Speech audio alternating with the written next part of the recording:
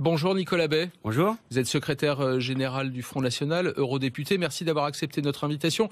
On va parler évidemment de la campagne présidentielle et de la campagne que mène Marine Le Pen, de votre programme aussi. Mais d'abord, je voudrais qu'on aborde tout de suite l'affaire Théo, les violences en banlieue qui sont étendues d'ailleurs à plusieurs villes, notamment de la région parisienne.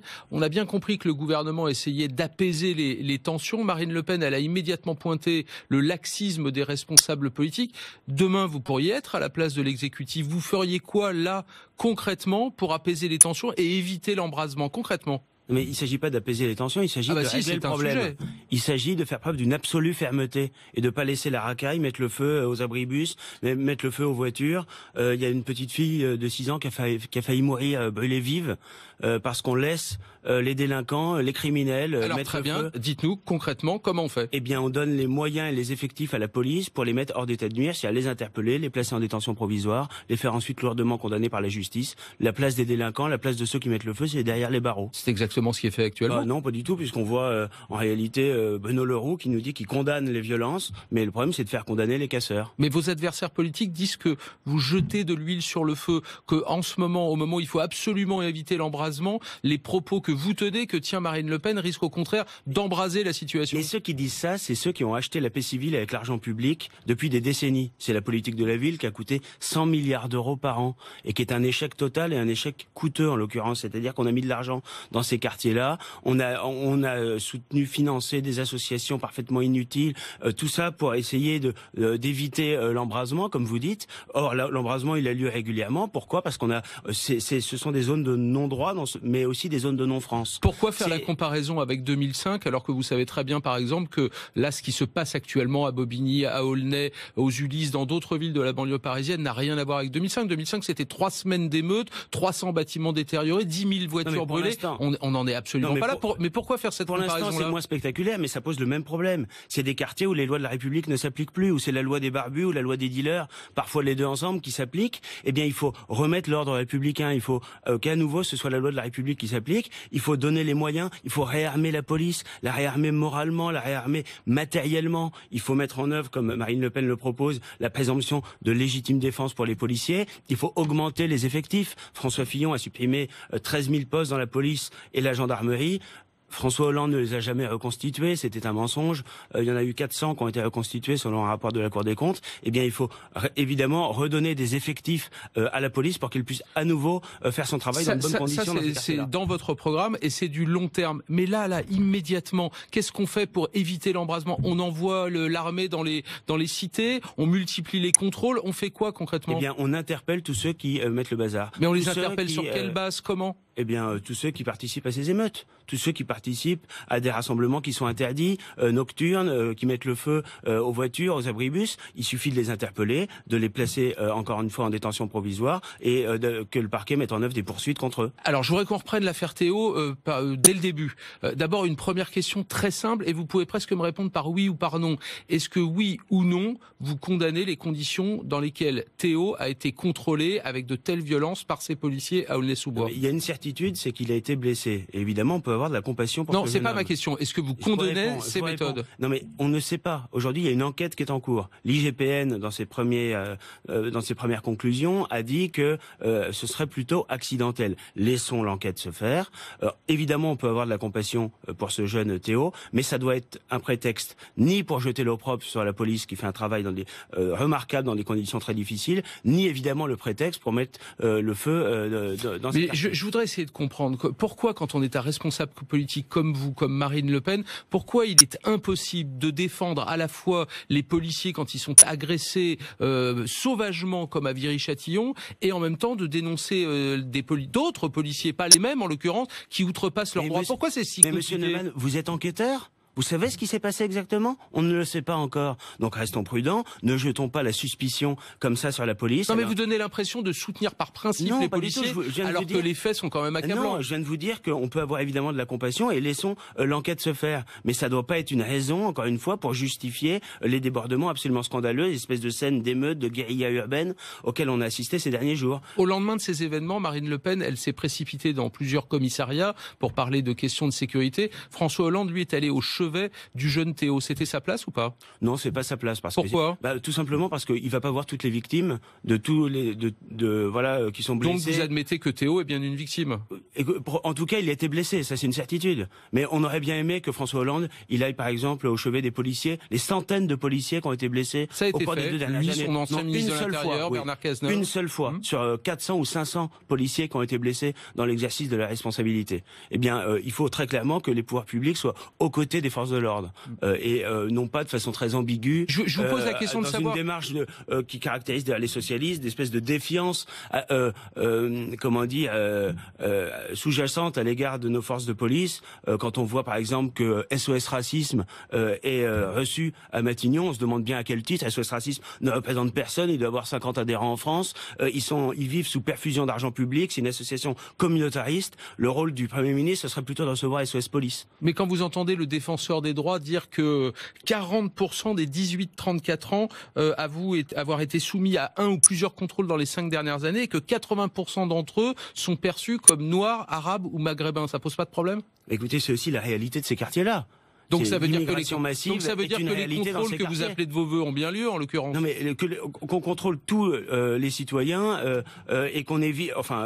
La police fait son travail, encore une fois dans des conditions difficiles, qu'ils effectuent des contrôles d'identité, c'est parfaitement normal. Ce qui est insupportable, c'est qu'il y ait une espèce de suspicion qu'on jette sur la police en voulant, par exemple, beaucoup plus encadrer de simples contrôles d'identité. Donc quand le directeur de cabinet du directeur de campagne de Marine Le Pen, David Rachlin, envoie un tweet en disant Marine Le Pen est au chevet des boucliers de la nation, les policiers en l'occurrence, l'autre François Hollande au chevet des racailles, en l'occurrence le jeune Théo, j'imagine que vous devez fermement condamner un tel tweet. Oui, bien sûr, on a un désaccord total avec ce tweet. Donc vous le condamnez? Oui. Mais... Donc Théo, c'est pas la racaille? Mais non, mais personne ne dit ça. Il faut simplement qu'on n'en profite pas pour mettre en cause la police. Encore une fois, la police a besoin de soutien. Alors quand vous dites ça, très bien, qui et à quel moment la police a-t-elle été mise en cause? Par l'exécutif? Écoutez, en tout cas, le moins qu'on puisse dire, c'est que l'attitude de l'exécutif est ambiguë. Alors sur quel point, par exemple? Par exemple, en insistant très lourdement sur le fait que il faut pas embraser, qu'on invite les associations qui sont représentatives de personnes à Matignon, et pendant ce temps-là, on a la police qui se bat chaque nuit dans ces quartiers de Seine-Saint-Denis. Vous vous rendez compte, pour l'image de la France, Monsieur Neumann, la Corée du Sud, par exemple, explique aux touristes de Corée qu'ils doivent plus aller dans ces quartiers-là, comme si c'était un pays en guerre.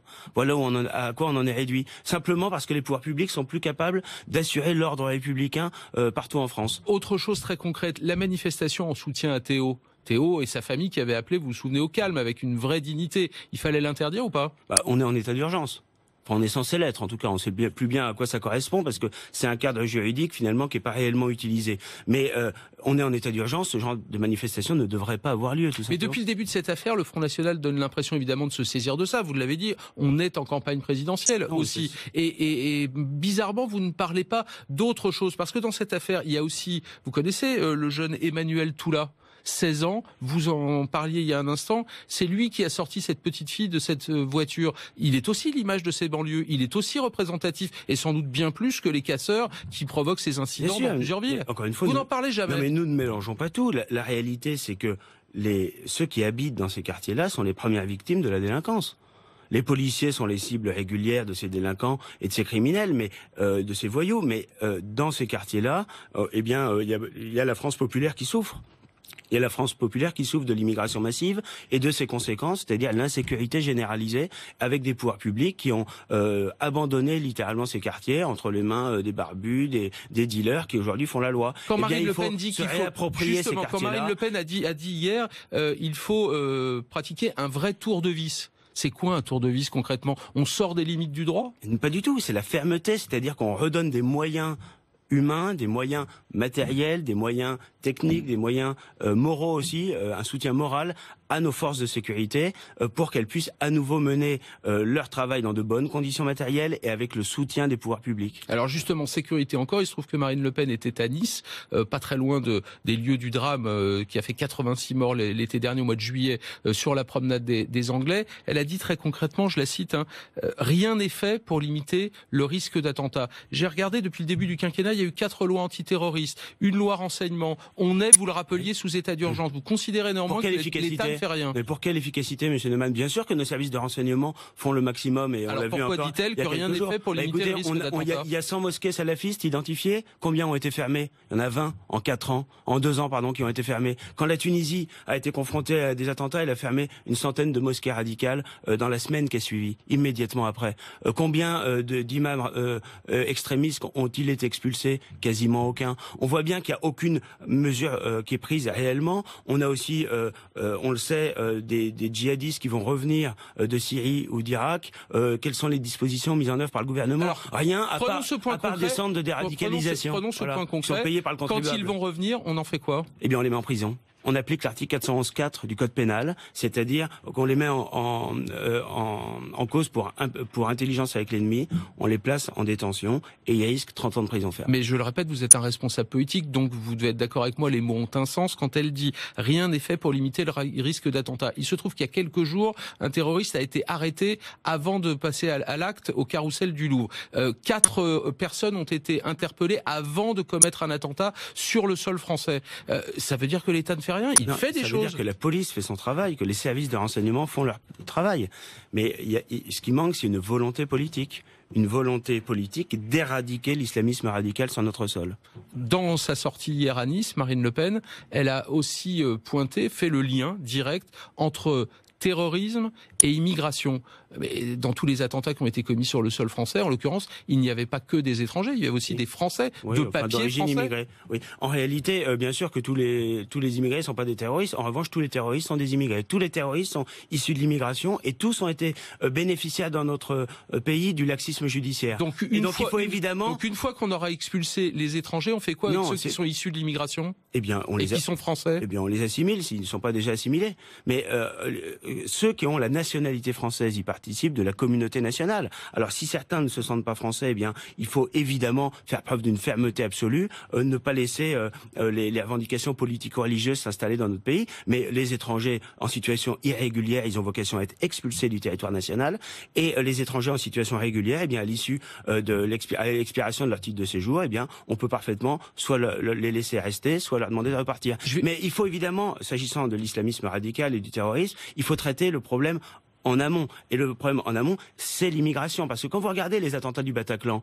la plupart des terroristes, ils sont passés par les filières classiques de l'immigration clandestine. Ils sont arrivés par les frontières sud de l'Europe, qui sont de véritables passoires. Et donc, il faut évidemment traiter le problème de l'immigration. Aujourd'hui, on a dépassé le seuil de saturation. Justement, j'en viens parce que il se trouve que j'ai lu les 144 propositions, les engagements présidentiels de Marine Le Pen pour cette campagne.